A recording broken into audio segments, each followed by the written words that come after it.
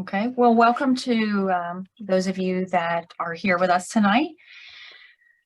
This is our quarterly financial literacy, our financial education summit, where we're trying to just educate women so that they can be more informed and make better decisions.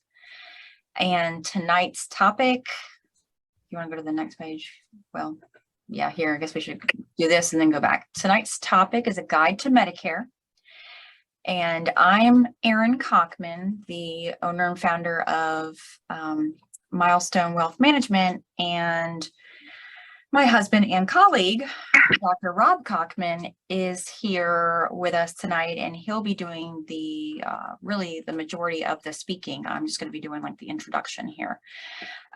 If you all have any questions, please feel free to either raise your hand on the screen or put a comment in the chat, and we will be sure to address those.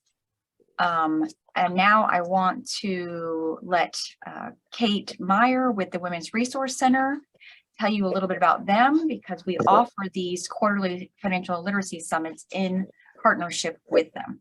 Kate? Well, good evening, everybody, and thank you so much for being here. And thank you to Erin and Rob for their time in putting this together. I know a lot of work goes into these presentations. For those of you that aren't familiar, I'm with the Women's Resource Center here in Alamance County.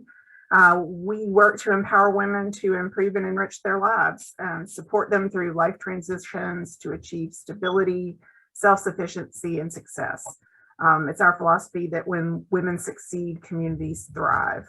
We do that through all sorts of different programming. I invite each and every one of you to check out our website, which is wrcac.org. And see if there's anything there you're interested in. We are actually in the process of gearing up for our Leading the Way event, celebrating women in Alamance County who are leading the way. I would love to see each and every one of you attend that, and we have a really wonderful time that evening with a great seated dinner and some very inspirational speakers. So with that being said, I won't take up any more of your time. I'll turn it back over to Erin and Rob. So thank you. Okay, good evening, everybody. Like Erin said, my name is Rob Cockman, and I work with Erin at home, but then also at Milestone Wealth Management.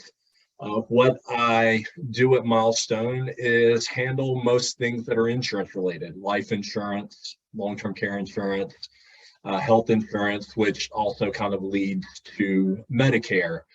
And in addition to working with Erin, I'm also a pharmacist. So I've spent the better part of 20 years helping people make decisions in regard to Medicare and, you know, what is best for them. So that's what we're going to talk a little bit about tonight.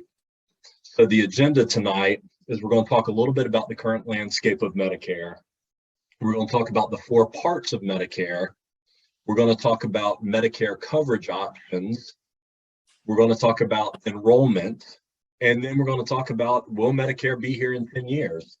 So Medicare bankruptcy. So we'll hit kind of all those. If any of you have any questions at any time, please feel free to unmute and ask questions, but I'll also try and leave a little bit of time at the end to have anybody ask questions. We're going to go over a lot of information, and so it'll probably be, you know, a lot to kind of fill your brain, but, you know, please feel free to ask questions if you have them. Okay, to get started. Now, Medicare is government-sponsored health insurance, and it was enacted in 1965. And what most people think of is it's retirement insurance, health insurance for people age 65 and older, which is true, but it also is for people with disabilities, mental illnesses, permanent disabilities, also for people with end-stage renal disease. The other thing that people don't tend to understand is that Medicare doesn't cover all your costs for healthcare. It generally only covers about 60% of your medical costs, and it also does not cover generally dental, vision, hearing, and long-term care costs if you need long-term care. Now, how does Medicare get paid for? If you look at it, in total, Medicare costs about 756 billion per year.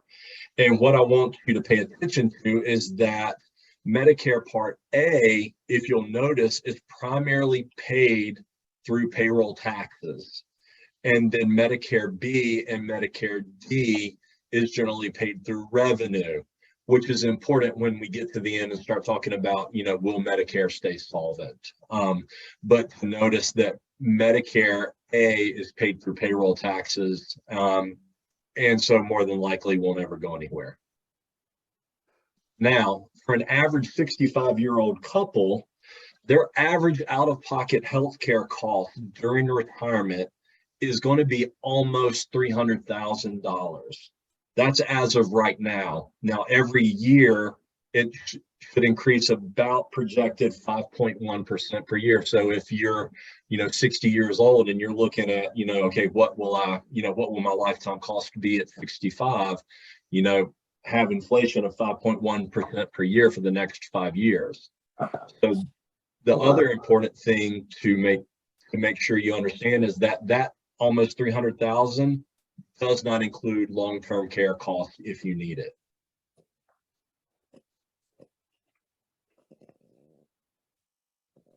The other thing to note of is that healthcare costs are rising, and I think everybody understands that. If you've had a job and you've had health insurance, I will say 99 times out of 100 each year when you re-enroll, the cost of your healthcare insurance has gone up, and it goes up faster than general inflation has gone up. Now, maybe not this year considering what inflation is, but generally it goes up faster than general inflation. And why?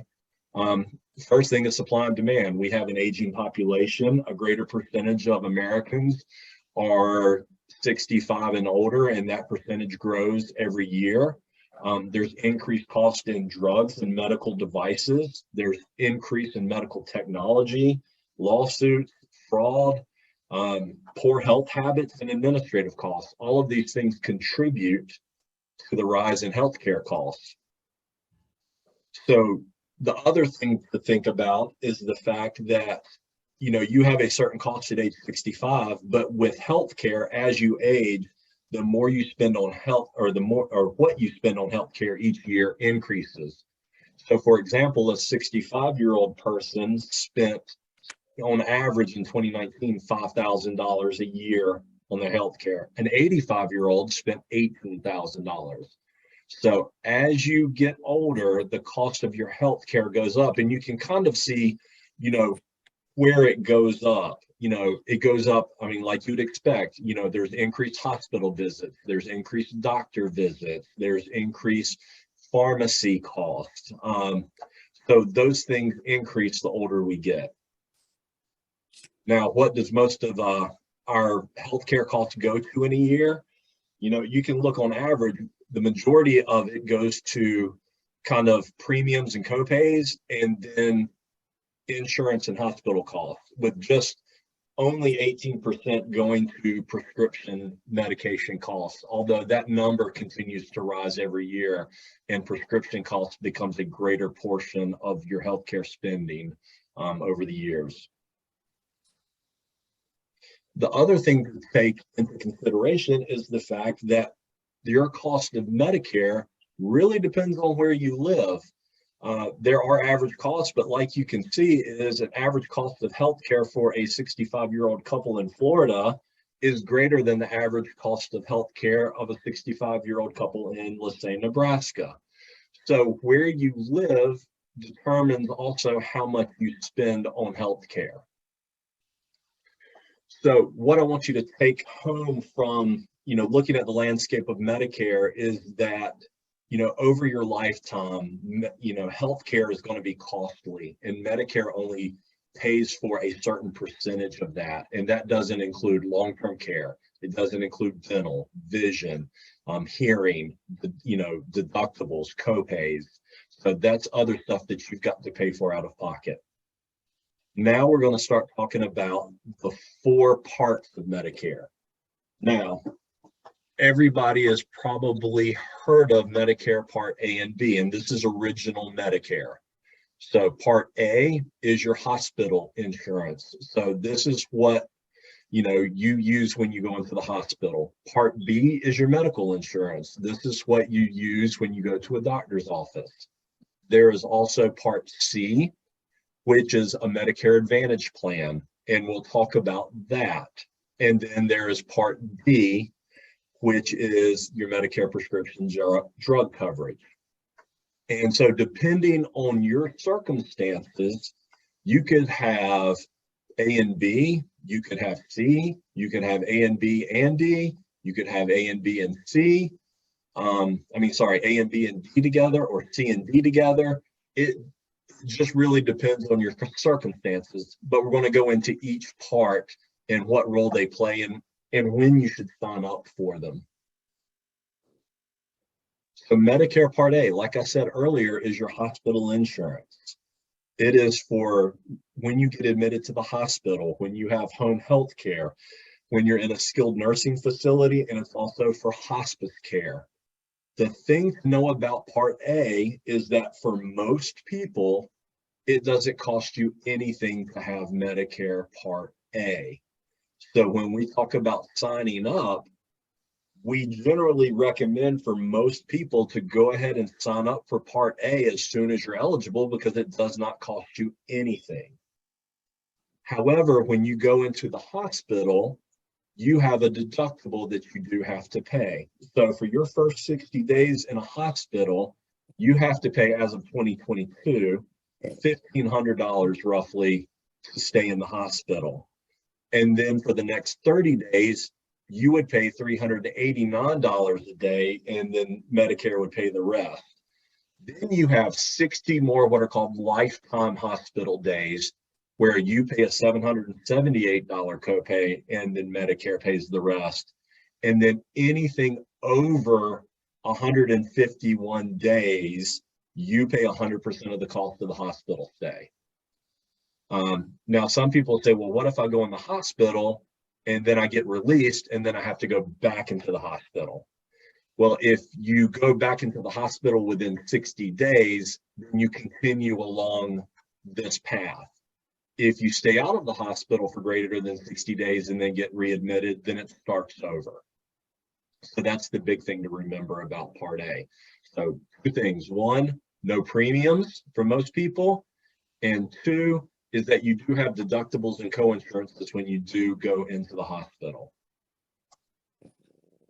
Now, Part B is your medical insurance. This is what most people think of when they think of health insurance. It's your doctor visits, your outpatient services like labs, and it says it there, clinical laboratory services, preventative care, durable medical equipment. And you do pay a monthly premium for Medicare Part B. And this premium is actually based on your income when you file your taxes. So it's your income based on whether you file single, whether you file married, joint, and there are different levels, and we'll talk about that. So you can pay anywhere from $170 a month monthly premium to up to $578.30 a month in monthly premiums. Now, in the news lately, you've seen a lot about a cost of living adjustment for Social Security and a decrease in cost for Medicare Part B. And both of those are true. So if come 2023, everyone that has elected to take Social Security will get a 7 to 8% cost of living increase in their Social Security check every month. They will also get approximately a 5% decrease in their Medicare Part B premium. Now, it's kind of a phantom decrease, because what happened is in 2021 to 2022, they increased Medicare premiums by 17%. And the reason they did that was that there was a new drug that Medicare was going to cover that was an Alzheimer's drug that cost $13,000 a month. So what they did is they increased Medicare premiums by 17% to start a reserve fund to help pay for this medication. What they found is that in 2022, not as many people used this medication as they thought would use it. And so therefore their cost estimates were off. And then also the company that makes it decreased the price of the medication. So what they've done now is basically said, okay, it really is only going to cost, we only think we need to put away 12% instead of 17%. So they're giving you 5% back, which I will say for the government is actually pretty remarkable, because usually once they get their hands on, their taxes, they don't give it back. But with Medicare Part B premiums, you also have a deductible you have to pay before they will help pay. And that's in 2022, it was $233 a month, or $233 total. And then you pay 20% of the cost of the Medicare approved cost of whatever it is that you're doing. And then Medicare pays the rest.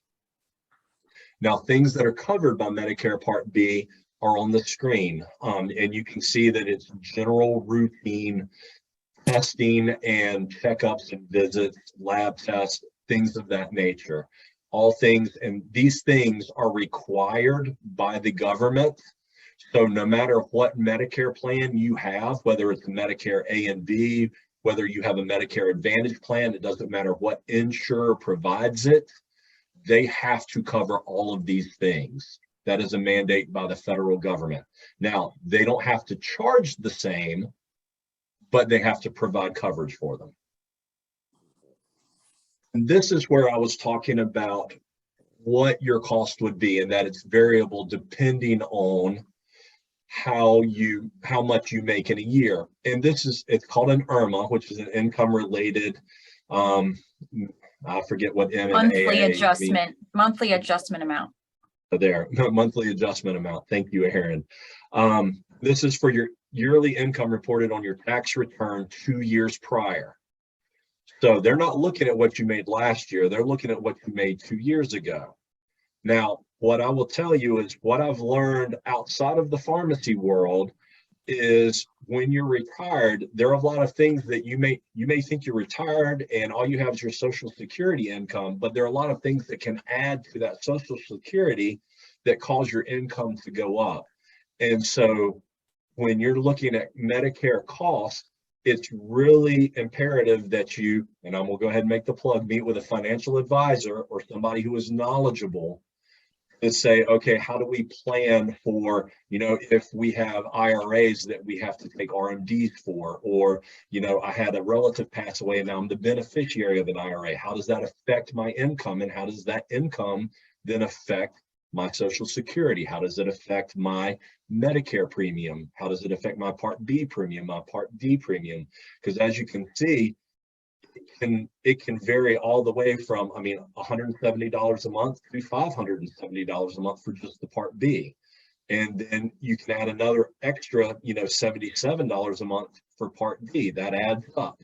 And it may be a cost that you're not taking into account. So yeah, again, so it talks about Part B. Now, when is Part B required? Now, this is something that you also need to talk to someone about, because if you purchase a Medigap policy, you have to have A and B.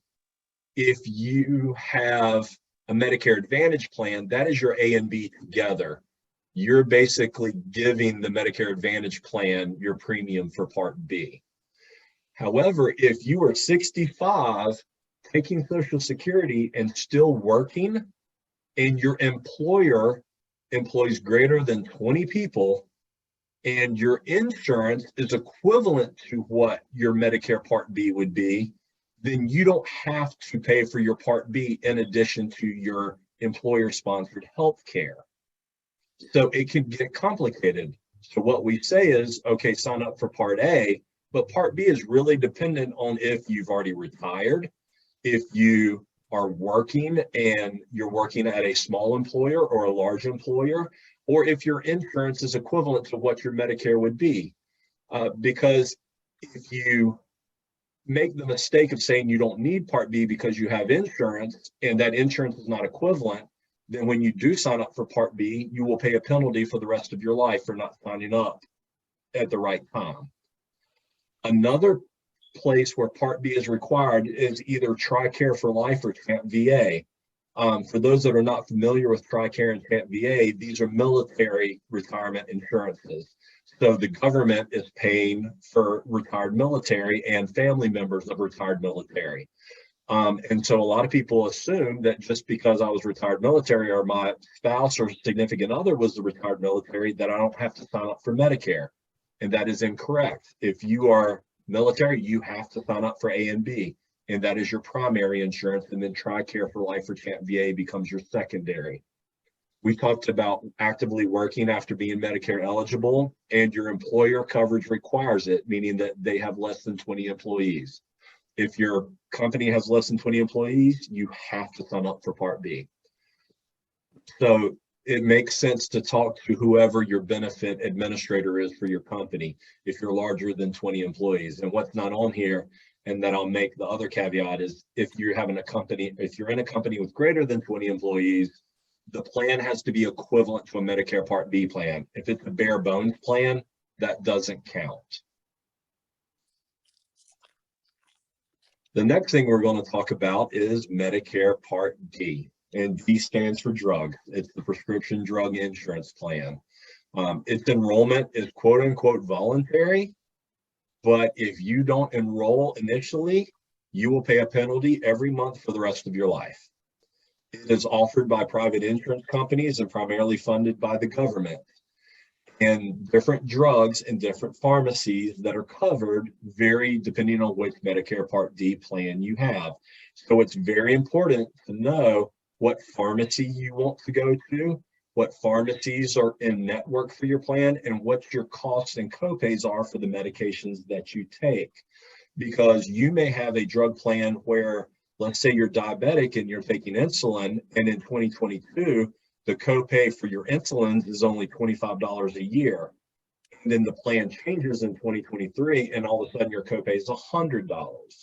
So you have to take a serious look at what medications you're on and what plans offer those medications at a good price.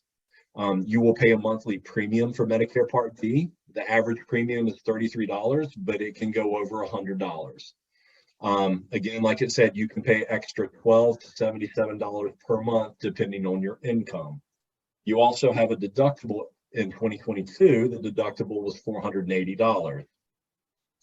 So again, this talks about, for Part D, depending on your income, you may pay more than just the regular premium. So that's what we're talking about right there. So your plan premium plus an extra increase depending on your income.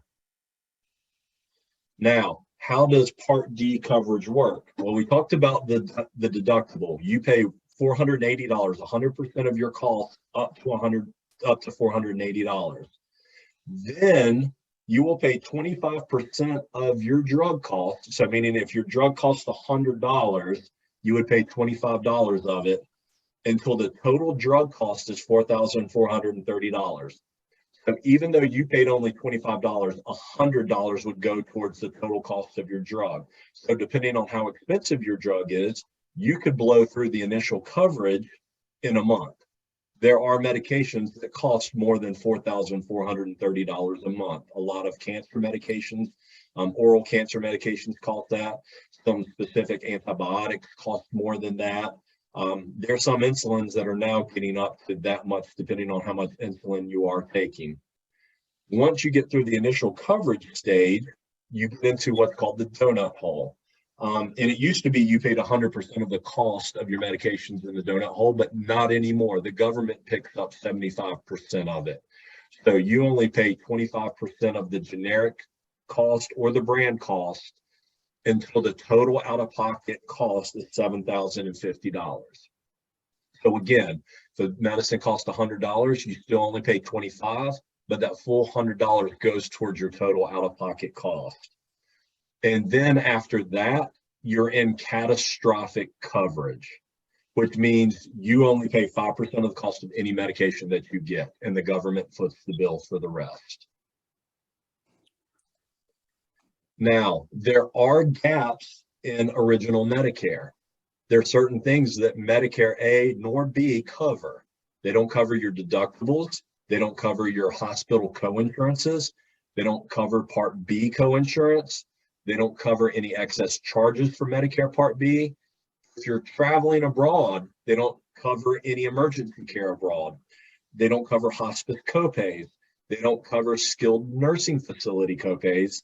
And they also don't cover long-term care, dental, vision, hearing, etc. So that's why there are plans called Medigap plans. They are plans that cover the gaps that Medicare does not cover. They help reduce the out-of-pocket expense for parts A and B.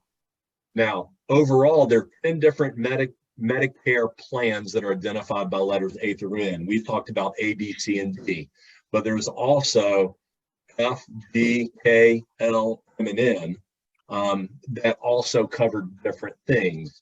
You have to pay a premium every month for a Medigap plan, and they can vary by geography, age, the type of plan, and who provides it. If you're wanting just to know what's the most comprehensive, that's Plan F. Plan F is the most comprehensive Medigap plan.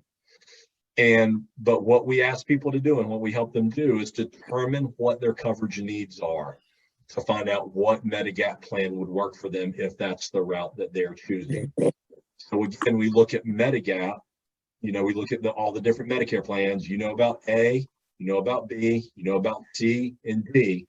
And if you look at F, G, K, L, M, and N, it will tell you whether, what it covers in addition, to Medicare A and B.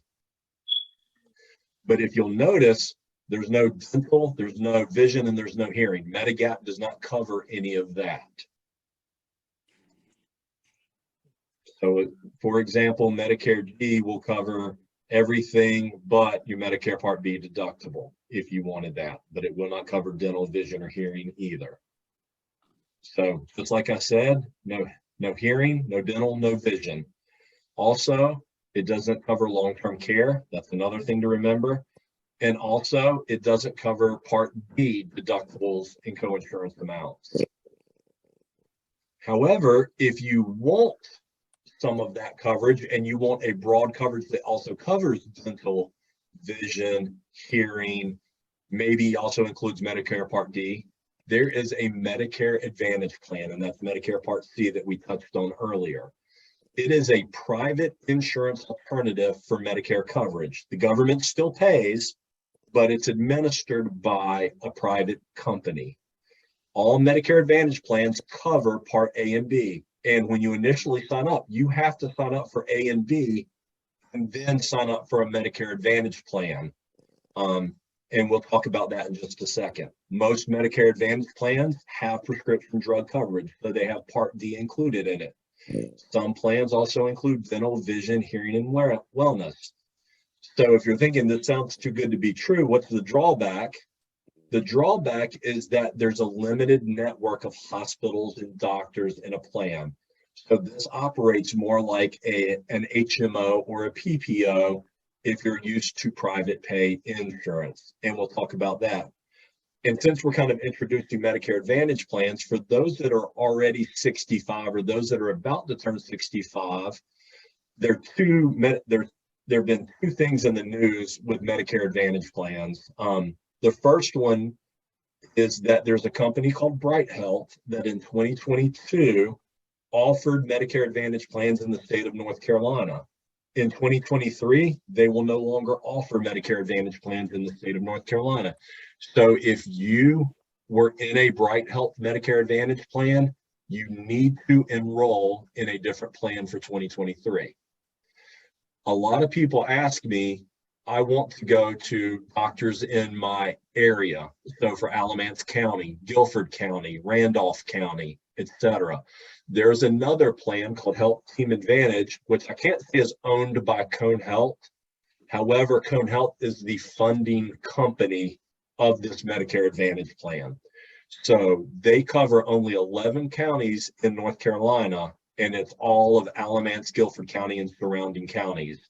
And the providers that are in network in Health Team Advantage are all the Cone Health providers. So if your physician team, your primary care physician, your specialist are Cone Health employees, then a Health Team Advantage Medicare Advantage plan might be one that you would consider. You're still required to pay your Part B premiums. It just gets paid to the Medicare Advantage plan instead of to Medicare itself. And the other benefit of a Medicare Advantage plan is that they have out-of-pocket maximums. So once you hit a maximum threshold, you pay no more and the Medicare Advantage plan pays the rest.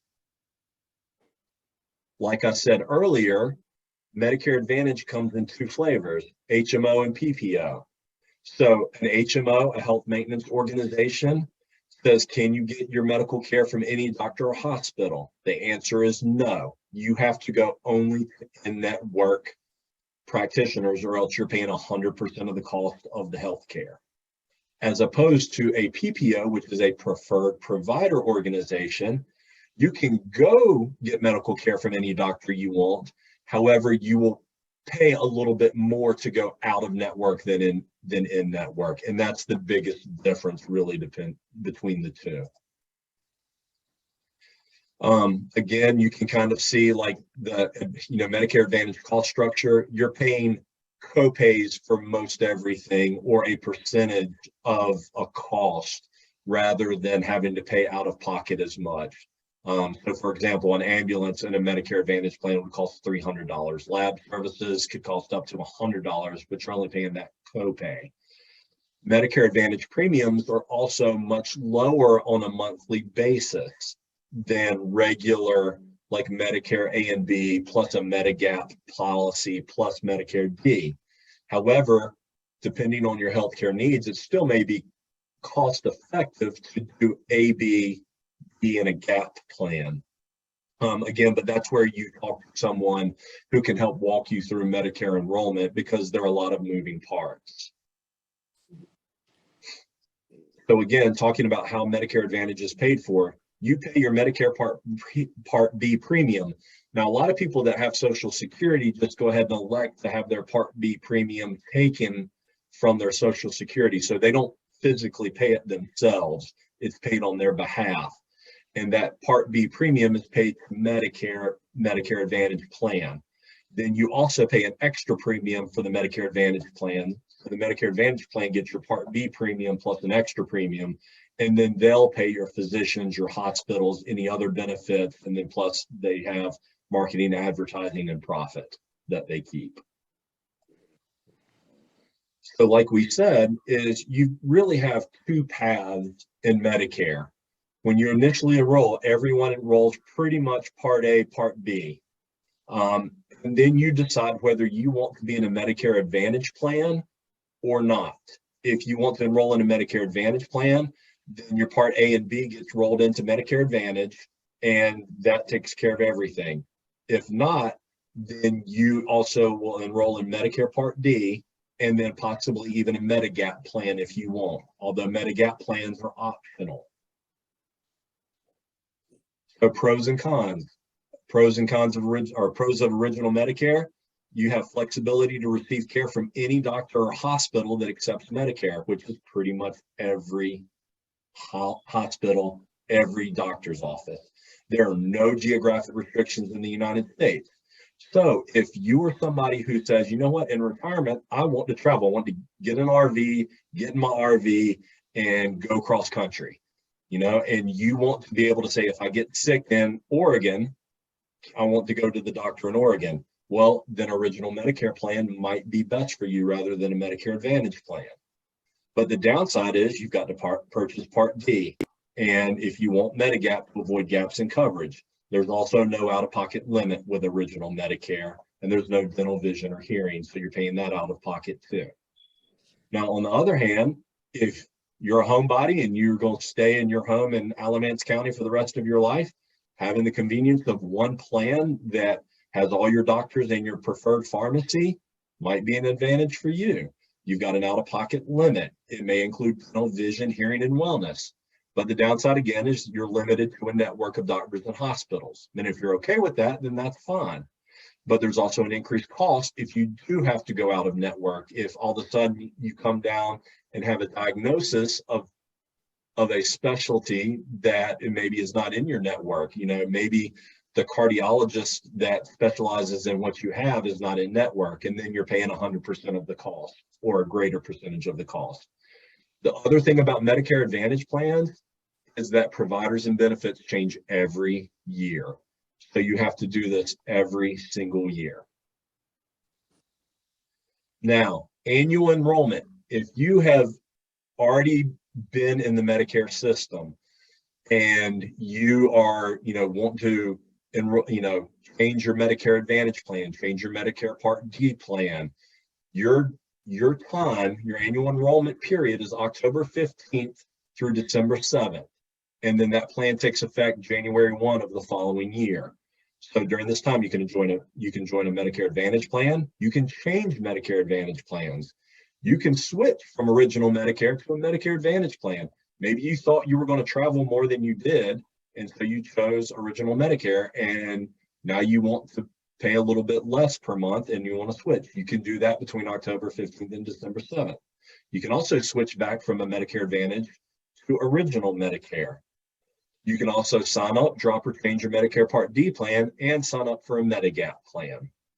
So that is the annual enrollment period that's general for everybody every year once you have already been enrolled initially into Medicare. So let's talk about just Medicare enrollment periods. So when you turn 65, your Medicare initial enrollment period, and sometimes you'll see it, written IEP, is 3 months prior to the month you turn 65. So if you turn 65 in April, then January, February, and March, you can enroll in Medicare, and it won't take effect until your 65th birthday. But you also have 3 months after the month. So if you were again born in April, you have May, June, and July to sign up for Medicare. And that's for Parts A, for Parts B, for Part D, and Medicare Advantage enrollment. Now, Medigap plans are a little bit different. It's still a 7-month period, but it begins on the month of your 65th birthday and extends for 6 months after that. We've talked about your annual election period. So once you're already enrolled into Medicare each year, you can change things between October 15th and December 7th. If you have missed your initial enrollment period and you have to enroll, general enrollment is January through March of the year, and then it does not start until July 1st. And then if you want to disenroll from a Medicare Advantage plan, and this is just an oddball, is January 1st to February 14th, but hopefully we don't have to worry about that. There's, like I said, Rob, is that if you do not, yes. Rob, I wanted to just say also, there's that special enrollment period for somebody, like you said, that keeps working beyond 65. Yeah, and I'll get there, but you're right, there is. So if you don't enroll in your initial enrollment period when you're eligible to enroll, you will have penalties for enrolling late. So that is if you're not covered by another group insurance plan and an employer that is greater than 20 employees and of equal footing to a Medicare plan. Or if you do not enroll when you're first eligible. These are permanent lifetime penalties. So you can see that for Part B, it's a 10% premium increase for each 12-month period enrollment is delayed. So if you delay it by 12 months, you're paying 10% more every month for the rest of your life. If it's 24 months, you're paying 20% more every month for the rest of your life.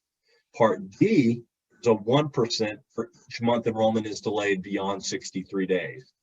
So if you're delayed at 10 months, that's a 10% premium increase. If you delay it 15 months, it's a 15% premium increase every month for the rest of your life. So even though they say Part D is optional, and it is optional, it behooves you that if you're eligible and you do not have other group insurance, to go ahead and sign up for Part D, because it'll be more cost effective in the long run. So this is what Aaron was talking about, delaying enrollment. Okay, if you have employment and you're insured by your employer and your employer has more than 20 employees, you can delay your enrollment without penalty until you need it, when you either retire or you have been, let go, replaced, or if they drop insurance, overall. So when your group health insurance ends, you'll have up to 8 months to enroll in Medicare without penalty. Now, the other thing is while you have private insurance, a high deductible plan, and this only is, for high deductible plans, you can contribute to a health savings account. And I don't know if Aaron wants to talk a little bit about the benefits of health savings accounts as, a way to save for healthcare spending in the future.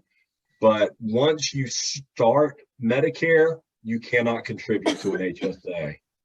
I'll just briefly say that HSAs are amazing accounts, but you have to be eligible to contribute to one. So it's not everybody's able to participate, but they are great. And for those that have them or are interested in learning more about them, feel free to reach out to us and we can tell you why they're so wonderful. But they are. You get a tax deduction, they grow tax-free as long as they're used for medical expenses and all that good stuff. And you even have the ability to invest part of it if you wanted to, so that it can be working for you to build up to be able to cover more of your expenses. All right. Thank you, Aaron. So again, that's what we talked about, Medicare enrollment, health savings. Just being eligible for Medicare doesn't disqualify you, but once you start Medicare and you're enrolled in any part of Medicare, you can no longer contribute to an HSA. That's pretty much the main thing.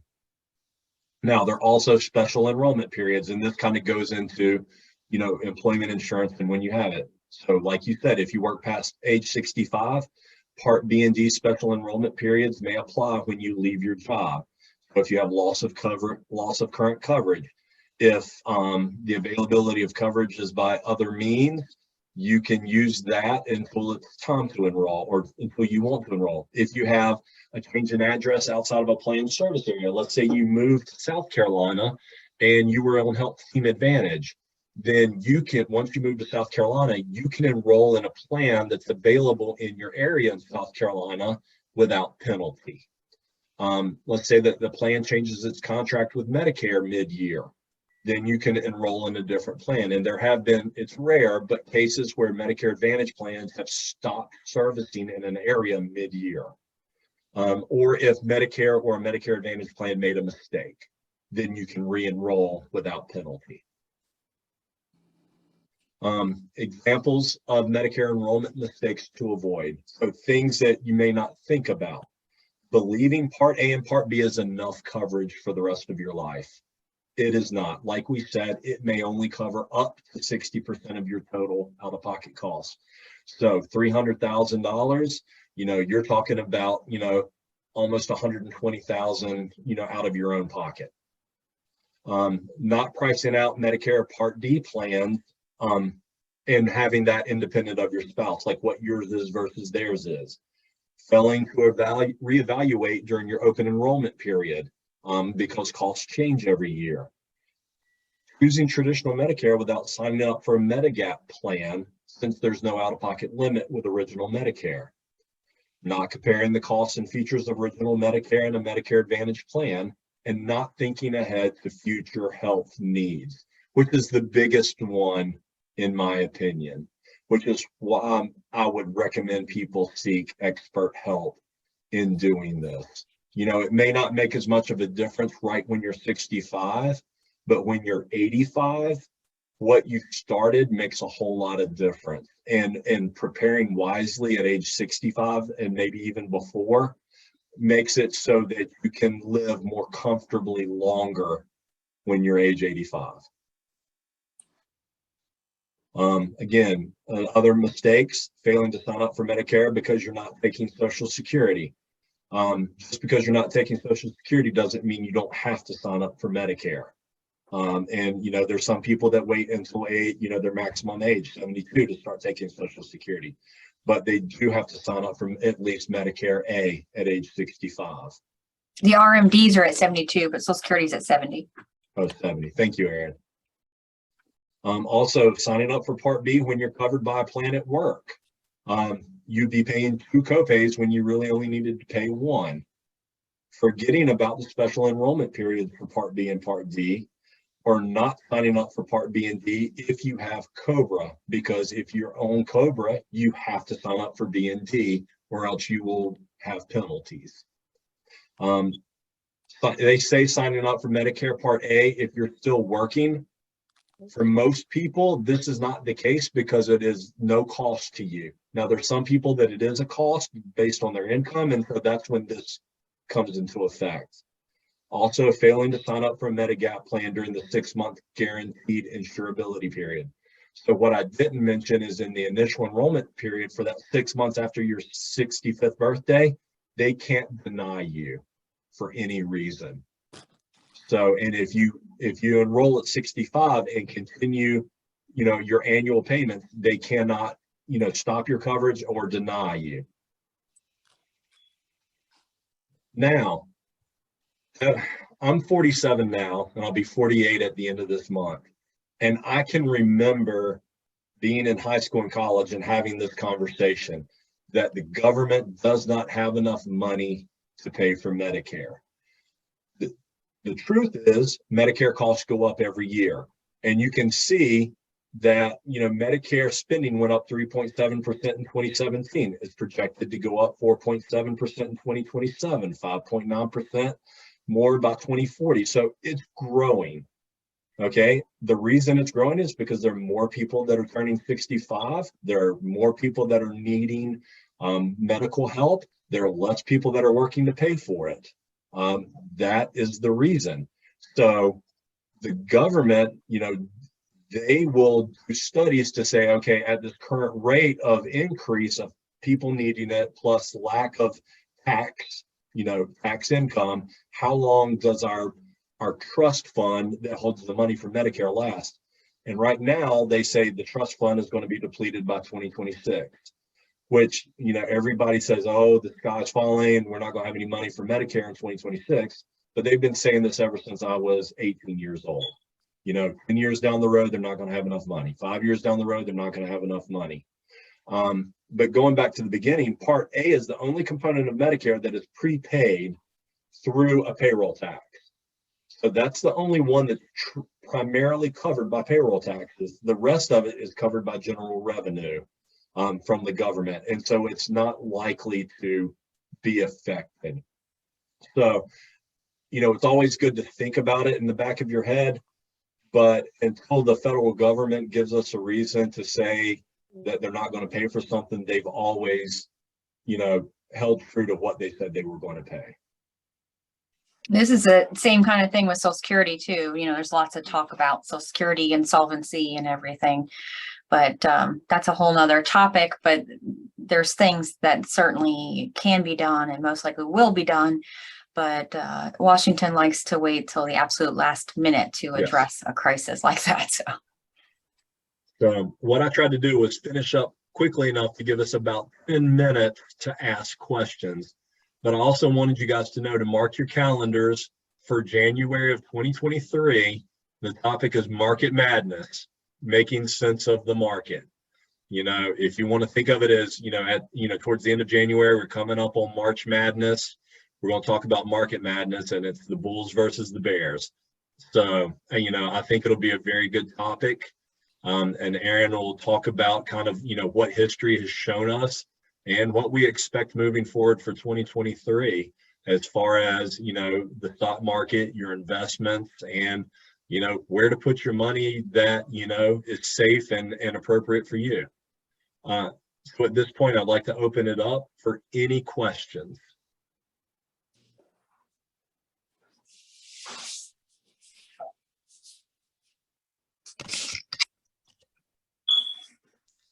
Hi, this is Vanessa. I have a question. Yes. Okay. For the employers where you have to have 20 employees, is that the company has to have 20 employees or the company has to have 20 employees actually on the company's insurance plan? No, 20 employees total. So it's the number of employees that are employed, not that just have insurance. Okay. And what if do part-time employees count towards that number because of, If it depends, if insurance is offered to part-time employees, yes. If insurance is not offered to part-time employees, no. okay, thank you. Uh-huh.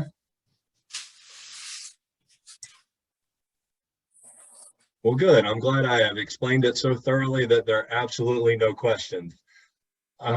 Honestly, it's a lot of information, and usually when we do this, an hour is not near enough time to talk about every facet of Medicare and AB and so forth and so on. So if you're like me, I think of questions about a day later after I've slept on it for a while. If you guys have questions, please feel free to email me, Aaron, Kate at Women's Resource Center. I've put Aaron's information up on the screen. Aaron at milestone-wm for wealthmanagement.com. We'll be more than happy to sit down with you, answer any questions that come up, talk to you about planning for Medicare, or if you're coming up on your 65th birthday in the next 6 months or so, you're going to get inundated with a lot of mail, and it gets overwhelming, and sometimes you don't know. I liken it to when we first, were pregnant with our first child. Going into Babies R Us was the most overwhelming thing in my life. We now have 4 kids, and by the 4th one, we kind of knew what we were doing, but the very first time it was overwhelming. So, I really encourage you to reach out, if not to us, to somebody that has knowledge about Medicare. So thank you so much for your time. Aaron, do you have anything else to say?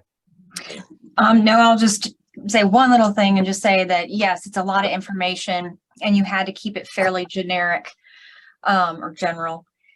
And like you've touched on, each person's situation is a little different as to how much they travel and if they're very particular about the team of doctors that they work with, and they want to make sure they can continue to go to those doctors,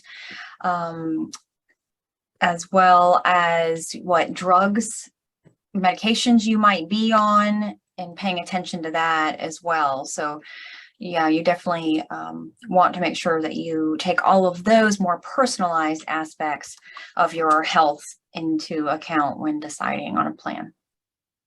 Thanks, Rob. Mm-hmm. All right, everybody. We hope you have a wonderful rest of your night and the rest of the week. And thanks again for attending.